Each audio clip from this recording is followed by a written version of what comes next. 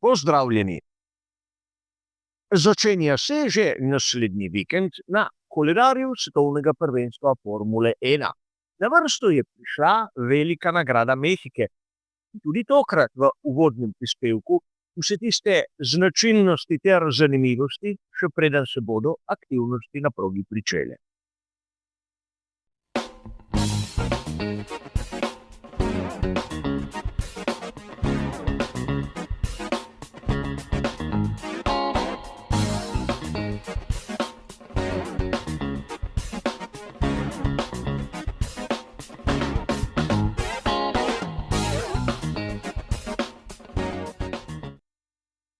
Tudi tokratni uvodni prispevek bo kot običajno razdeljen na tiste 3 dobro znane dele. Najprej je na vrsti zanimiva dirka iz preteklosti. Nato bomo našo pozornost obrnili k samim lastnostim proge bratov Rodriguez in na koncu nekaj minut posvetili še vremenski napovedi. Podobno kot v uvodnem prispevku k veliki nagradi Združenih držav Amerike, bomo tudi tu si ogledali, kaj se je na progi zgodilo lani. Namreč dirka za veliko nagrado Mehike iz sezone 2024 je predvsem razburila mnoge navdušence Formule 1, kot bomo videli. Pri skuderiji Ferrari so v lanski sezoni bili v enkratni formi na začetku te ameriške turneje in po dvojni zmagi na veliki nagradi Združenih držav Amerike so tudi tu v Mehiki postavili svojega voznika na najboljše štartno izhodišče. To je bil Carlos Sainz mlajši.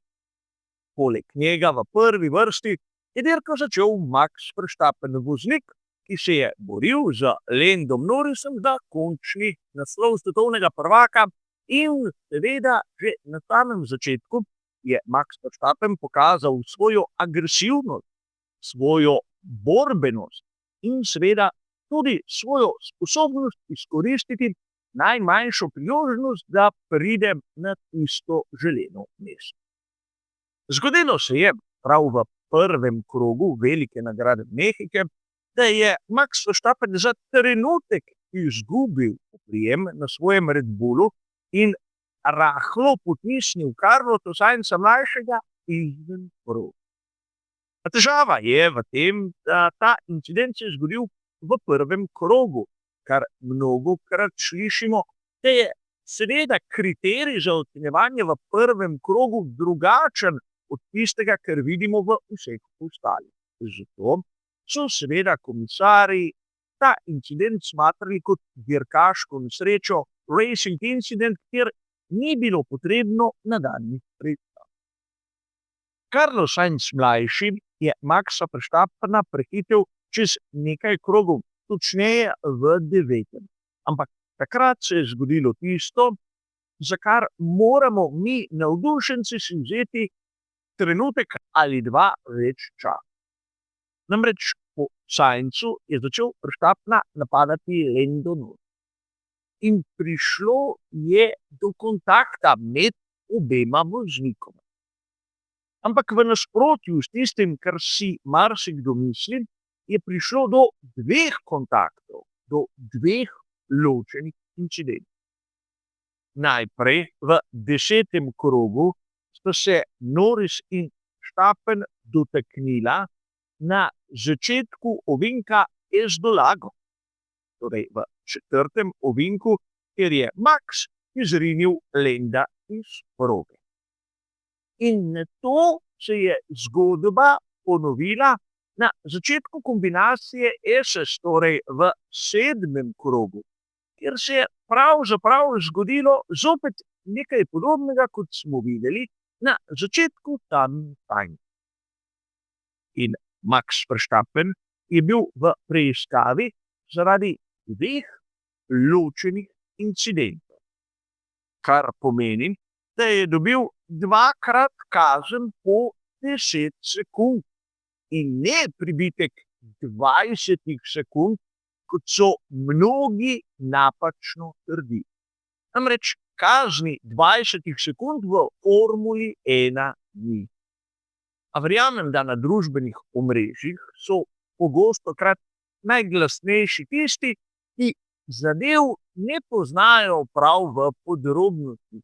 In zaradi tega nerazumevanja pride do situacij, kjer je gražanje določenega dela navdušencev seveda neupravičeno. A zgodbe še ni konec. Malo je manjkalo, da bi lahko zopet videli dvojno zmago scuderie Ferrari praktično po tednu. Charles Leclerc je bil večino dirke lepo udobno na drugem mestu, ampak v 63. krogu, če me spomin ne vara, je napravil napako in seveda prepustil svoje mesto Landu Norrisu. Tako, na koncu smo videli te dirko zmagal Carlos Sainz mlajši, ker je do tega trenutka njegova zadnja zmaga in seveda tudi zadnja zmaga za scuderijo Ferrari. Na drugem mestu je bil Lando Norris in na tretjem Charles Leclerc. Max Verstappen z pribitkom 20 sekund je dirko končal na 6. mestu. Upajmo, da danes, ko bomo začeli gledati vikend posvečen veliki nagradi Mehike in predvsem na nedeljski dirki, podobnih incidentov ne bomo sprejeli. Ampak kakšna je posebnost proge, ki je posvečena spominu bratov Rodriguez? Najprej nadmorska višina. Na 1285 metrov nad morjem. Torej proga, ki je postavljena najvišje, kar pomeni, da je zrak redkejši. Poenostavljeno povedano, bolj redek zrak lahko v teoriji vpliva na 3 področja. Prvič, na zračni upor in oprijem, kar pomeni, da bomo tu videli tiste aerodinamične komplete, ki smo jih gledali na primer na veliki nagradi Monaka ali pa na veliki nagradi Madžarske. Ampak ker je zrak redkejši, ker je manj molekul plina v kubičnem metru, je tudi hlajenje tisto, ki je malce bolj otežavno. Govorimo, ki je v povprečju, da imamo tu 25% manjšo gostoto, kar zna pomeniti za marsikoga težave. Zato bomo videli, na primer, večje hladilne reže, videli bomo lahko pojavo tistih škrk na določenih delih, ampak to je le ena izmed posebnosti proge bratov Rodriguez. Ne smemo pozabiti še na nekaj zanimivega. Od štartne črte do prvega ovinka je tu kar 830 metrov. Torej, najdaljša razdalja, seveda med tistim začetkom in prvim ovinkom, ker je verjetno jasno, da se lahko marsikaj zgodi, ampak če ima voznik najboljše štartno izhodišče in recimo temu dostojno štarta, ne bi smel imeti težav. Kljub temu, da je na tisti hitri liniji, ki se običajno nahaja na zunanji strani prvega ovinka. A videli bomo, kaj se bo zgodilo. Če sedaj pogledamo znano tabelo Pirellija, bomo najprej opazili, da tudi tu v Mehiki so si privoščili preskok. Imamo mešanice C2, C4 in C5. Mešanice C3 enostavno ni. So jo preskočili, čeprav je tista tipologija, ki je najbolj pogosta na vseh prizoriščih svetovnega prvenstva Formule 1. In videli smo na veliki nagradi Združenih držav Amerike, kako se je ta poizkus, imenujmo jo oživitve, nekako svižil. A o tem seveda malce kasneje. Poglejmo si seveda, kakšne so tiste generalne lastnosti proge, kjer bomo videli, da so vrednosti nižje tistega, kar vidimo nekje v povprečju. Imamo prijem in abrazivnost asfalta, stres pnevmatik in bočne sile, ki imajo vrednost 2, torej podpovprečno. Kar se tiče pospeševanja in zaviranja, imamo vrednost 3, torej povprečno. Evolucija proge in seveda tisti aerodinamični oprijem imajo pa vrednost 5, ampak ne smemo pozabiti, zaradi nadmorske višine je tisti aerodinamični oprijem seveda za vrednost 5 rahlo v navednicah, kajti zračni upor, ki ga generirajo bolidi, je bistveno manjši. In sedaj se ne smemo tu ustaviti pri teh številkah, ampak je najbolje, da si ogledamo tiste predpisane vrednosti, kar se tiče nastavitev, ki jih tudi določa merilo. Najprej previsni kot, ki je nekako standarden. Na prednji osi -3 stopinje, na zadnji osi -1,75. Zgodovinsko gledano nazaj smo videli, na primer v sezoni 2023, da je bil previsni kot na prednji osi -3 stopinje,25, ampak minimalna sprememba. Kaj pa tisti minimalni tlak, ki ga predpisuje Pirelli? Na prednji osi 23,5 funtov na kvadratni palec, na zadnji osi 21 funtov na kvadratni palec.